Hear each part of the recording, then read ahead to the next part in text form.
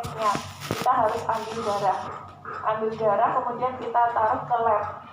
Jadi kan kita nggak bisa ngecek langsung golongan darahnya. Nah itu bisa langsung ke lab, kita ambil darah kemudian untuk dicek cross checknya di lab seperti itu. Biasanya kalau mau seumpama jam 10 transfusi nih, nah jam 10 hari ini transfusi berarti sebelumnya itu biasanya sudah dicek golongan darahnya apa gitu. Jadi untuk mengetahui bahwa di bank darah itu tersedia nggak sih golongan darah pasien itu. Tuh ya, ini contohnya ini sudah tahu ya golongan darahnya apa. Siapa yang mau jadi pasien? Saya cuma berkomunikasi saja. Assalamualaikum Ibu. Dengan Ibu siapa kalau boleh saya tahu? Dengan Ibu Elianisa. Ya, bisa disebutkan tanggal lahirnya? 3 Januari 2002. Ya, sama ya Bu dengan yang di gelang Ibu. Perkenalkan, saya Penata Astika di sini. Tujuan saya datang ke sini adalah untuk memberikan transfusi darah karena sebelumnya sudah dicek lab ya Bu ya, karena Ibu itu HB-nya sempat menurun. Kemudian ini akan dilakukan transfusi darah sebanyak 2 kantong darah, tapi ini 1 kantong terlebih dahulu. Mungkin kurang lebih waktunya ini untuk transfusi darah ini memakan waktu 2 jam ya Bu ya. Apakah Ibu bersedia? Ya, bersedia. Kalau bersedia kita baca basmalah terlebih dahulu ya Bu. Bismillahirrahmanirrahim. Saya tanya dulu, HB normal berapa? HB normal. Kenapa kita harus melakukan transfusi darah? Karena adanya pendarahan. Ya, salah satunya karena kekurangan darah, pendarahan. Terus HB kan, nah HB normal itu berapa? Iya, belum belajar nih. HB normal berapa? HB normal laki-laki dan perempuan itu berbeda. Berapa HB normal laki-laki? 14. Yang 14 sampai 18 yang laki-laki apa perempuan? Laki-laki. Yang perempuan? 12 sampai 16. Ya, 12 sampai 16 ya. Kalau laki-laki 14 sampai 18. Kemudian setelah itu di tahap orientasi kita masuk ke tahap kerja. Tahap kerja itu apa aja yang dilaksanakan? Jadi sebelumnya kita harus cek TTV terlebih dahulu, tanda-tanda vital dari tekanan darah, suhu, nadi, sama nafas itu dicek. Kalau semuanya itu normal, berarti kita lanjut untuk transfusi darah seperti itu. Terus kemudian dicek, Ibu ditanya ya, Ibu sebelumnya sudah tahu belum golongan darahnya? Ini contohnya sudah tahu ya golongan darahnya. Golongan darahnya adalah O. Contoh O. Kemudian untuk resusnya, resus apa ya Bu? Resusnya kan ada resus negatif maupun resus positif. Nah itu harus dicek juga. Itu nanti kita cocokkan. Oh di sini identitas namanya siapa, kemudian golongan darahnya apa, resusnya apa gitu. Setelah itu kita mengecek TTV. Terus kalau semuanya pasien itu sudah terpasang NaCl, berarti kita nggak usah untuk membilas. Tetapi kalau pasiennya itu sebelumnya bukan larutan NaCl, berarti kita harus bilas. Berarti kita harus ganti dengan larutan NaCl. Bilasnya berapa? Bilasnya itu 100 sampai 200 cc. Jelas? Jadi kalau semuanya ini contohnya ini sudah terpasang NaCl ya, berarti ini kita nggak usah bilas kan, karena ini terus-terusan netes nih seharusnya. Nah ini berarti nggak usah kita bilas 100 sampai 200 cc. Kemudian setelah itu, setelah cek TTV kita pasang. Ini namanya blood water. Ini seharusnya terpasang listrik. Tapi listriknya nggak ada ya? Oh, iya jauh. Itu nggak usah.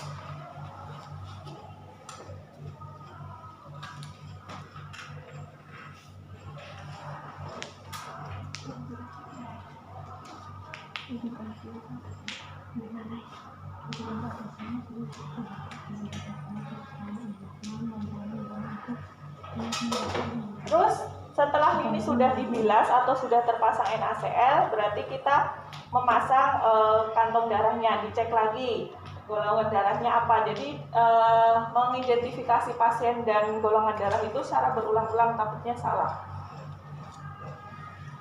Ini diklaim terlebih dahulu ya kalau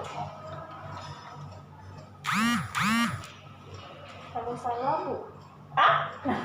Kalau misalkan salah, resusnya Apanya? Resusnya. menang. Ya kalau jangan sampai salah, kalau salah kan nanti komplikasi sampai gagal ginjal. Kalau salah transfusi. Bu, terus kalau semua pasien yang kecelakaan lalu lintas misalnya, kan itu Nggak sempet apa? misalkan nggak harus ditransfusi saat itu juga, berarti kan nggak sempet cek lab karbo. Biasanya di KTP ada kan? Biasanya di KTP kan sudah ada, terus kita bisa wawancara ke keluarganya juga kan keluarganya dia golongan darahnya apa, nggak mungkin kita beda AB terus nanti O atau apa kan nggak mungkin. Kita harus dicek dulu Ya dicek juga. Saya terjadi sendiri. Iya. Cek golongan darah tuh cepet loh. Nggak dipakai antigen itu cepet, nggak sampai 5 menit. Terus ini sudah terpasang kantong darah. Ini dinyalakan. Seharusnya ini kalau ini nyala. Jadi ini ditunggu 5 menit nyalanya. Kemudian baru kita hangatkan. Setelah ini 5 menit nyala, berarti kita langsung masukin ini.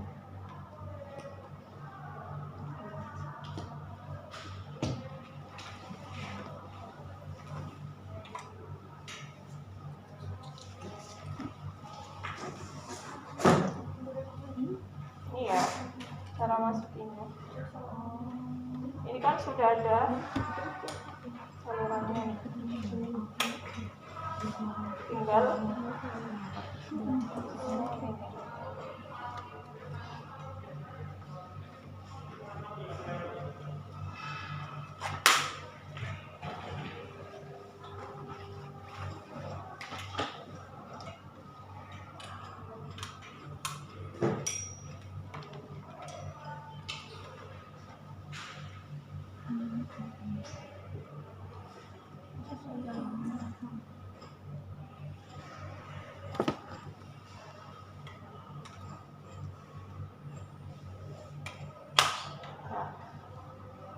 ya kan, ini 5 menit, kemudian tadi ini dia nyalakan 5 menit, kemudian terus ini dimasukkan selangnya, selang infusnya, selang untuk kantong darahnya. Setelah itu kita alirkannya itu nggak langsung semuanya, jadi alirkannya itu 1 ml per menit. Berarti berapa TPM? Berapa TPM? Kalau semuanya kantong darahnya itu 250 ml, tapi saya akan mengalirkan 1 ml per menit. Nah, kantong darahnya itu harus habis dalam 2 jam. Tapi sebelumnya saya akan mengetahui reaksi alerginya terlebih dahulu, apakah ada reaksi alergi atau reaksi yang lain. Tapi saya akan memberikan 1 ml per menit terlebih dahulu dalam waktu 15 menit. Jadi berapa TPM? Silahkan untuk dihitung.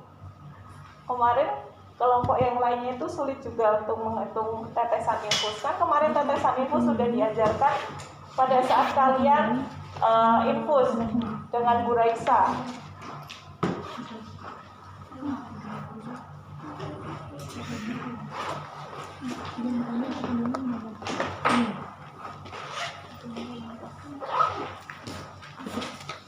Berapa? Kalau kantong darahnya itu berisi 250 ml.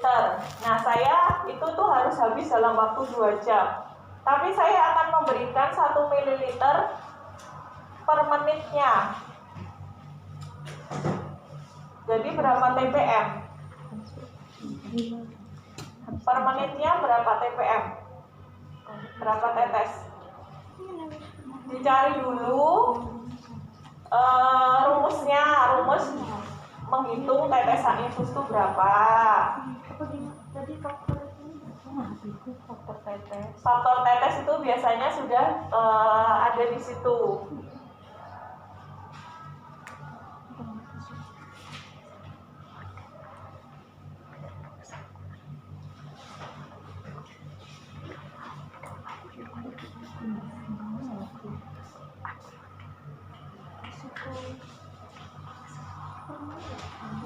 Berapa tetes per menit? Jika saya memberikan 1 ml per menit, 1 ml itu berapa ppm?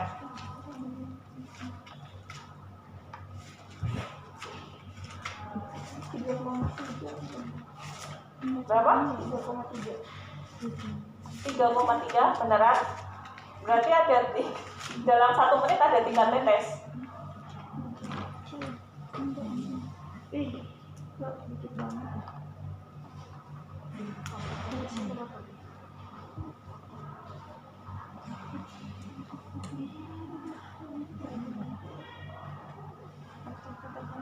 Tadi itunya 200 ya, Bu? 200 ini juga ya? 250. 150. Harus habis dalam 2 jam. 2 jam itu berapa menit? Ketemu nggak berapa?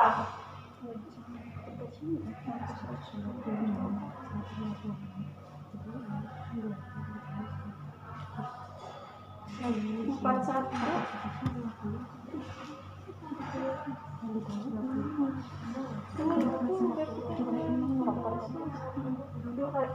Dua mili kan, Bu? 250. 4/1 tetes penuh. 41 Berapa? 42 kali 33.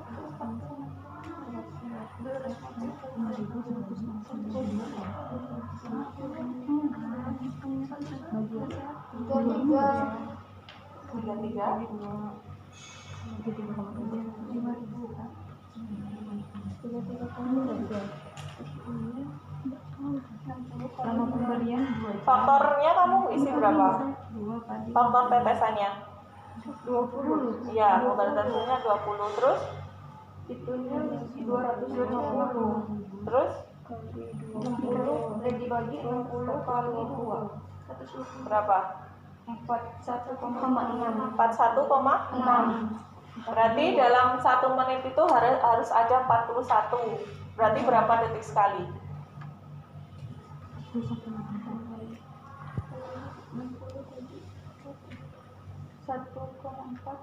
1 detik.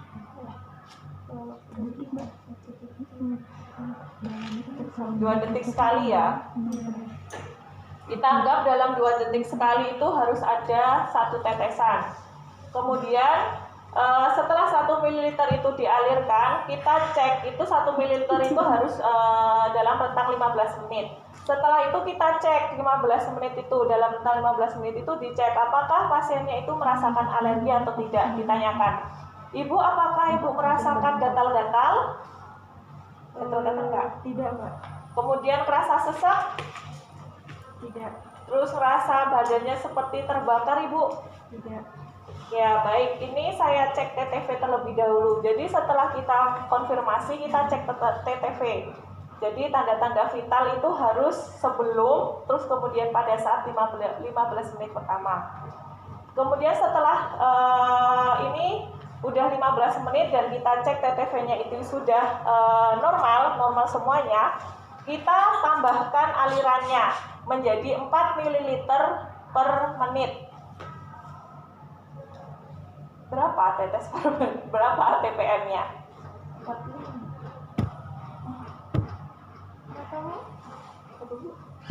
Jadi kalau tadi 15 menit itu 1 ml per menit, tapi kan ini udah nggak ada reaksi alergi, berarti kita tambahkan tetesannya menjadi 4 ml per menit. Nah itu berarti berapa tetes per menit, berapa TPM? Bukan tadi awalnya 250. Ditambah 4 ml. Berarti 254. 25. Benar nggak? 20 ya, Bu? 4 ml itu berapa?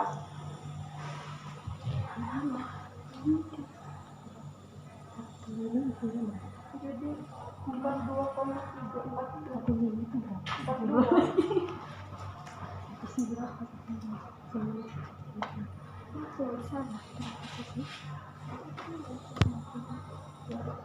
Kalau yang kelompok kemarin itu, yang pertama 1 ml itu 14 ppm. Dalam 1 menit itu harus 14 sampai 15. Kemudian pada saat 4 ml itu ada 60 ppm kurang lebih. Jadi dalam 1 detik itu satu tetes. Ya, 1 tetes. Karena darah itu harus habis dalam waktu 22 jam, tidak boleh lebih dari itu. Nah, biasanya dalam waktu 2 jam itu banyak hambatannya. Kenapa banyak hambatannya? Karena kan kalau darah itu kental ya, terus otomatis dia di sini, dia tersaring di sini dan biasanya dia terhambat. Nah, itu makanya kita fullnya ini difullkan. Karena berbeda antara cairan seperti ini dengan darah. Meskipun darahnya itu difullkan, dia itu tetap nggak bisa lancar, jadi tetap kental gitu loh. Nah, itu biasanya 1 detik itu ini 1.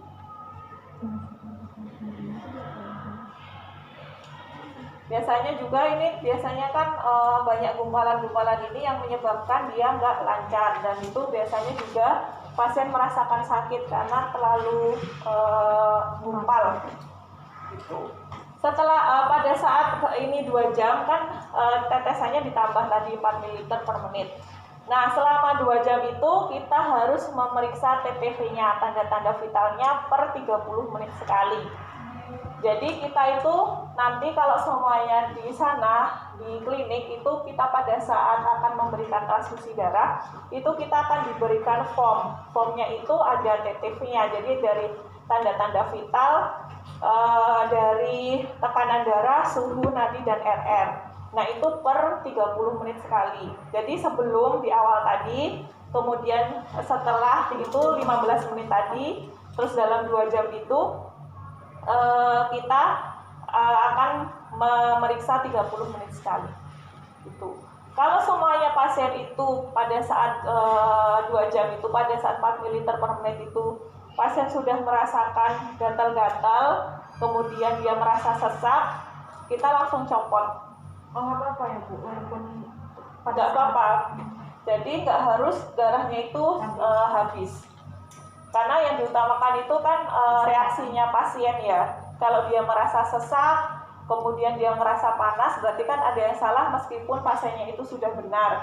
Tapi kan reaksi tubuh pasien itu berbeda-beda, jadi langsung dicopot dan nggak habis biasanya. Seperti itu. Terus setelah 2 jam, sama ini udah selesai ya. Berarti kita matikan ini.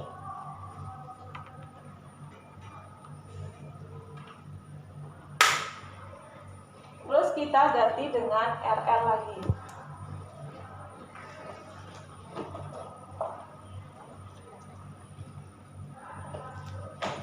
Ini diganti RL, yaitu kita bilas 100 sampai 200 cc. Loss berarti ya. Kalau semuanya ini sudah 200 cc, kita alirkan seperti sebelumnya, berapa tetesannya berapa. Kalau semuanya pasiennya sebelumnya bukan NaCl, berarti kita ganti ke infus yang paling awal tadi apa, larutannya gitu. berarti tidak harus NaCl ya Bu? Ya tergantung pasiennya. Tapi kalau kita membilas sebelum transfusi dan sesudah transfusi harus NaCl. Tapi kalau pasiennya sebelumnya terpasang KB berapa gitu kan, larutan apa gitu, RL contohnya. Nah, ini kita harus mengganti dengan NaCl gitu. Ada pertanyaan? Kenapa harus NaCl?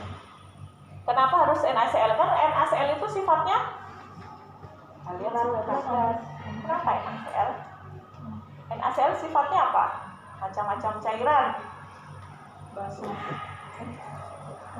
Iso apa hipo apa? Isotonik atau hipotonik? Isotonik. Yakin? Sekali kan sudah belajar, ini kan sudah masuk ke transfusi darah. Ini adalah materi terakhir.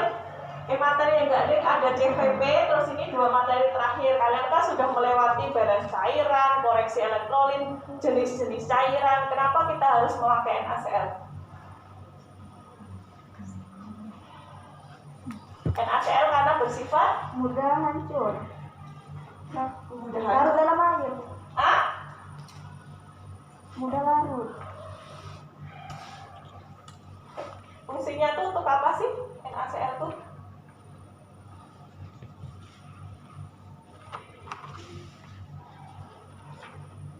Isotonik, hipertonik, isotonik. Berarti dia berfungsi untuk apa? Kalau isotonik,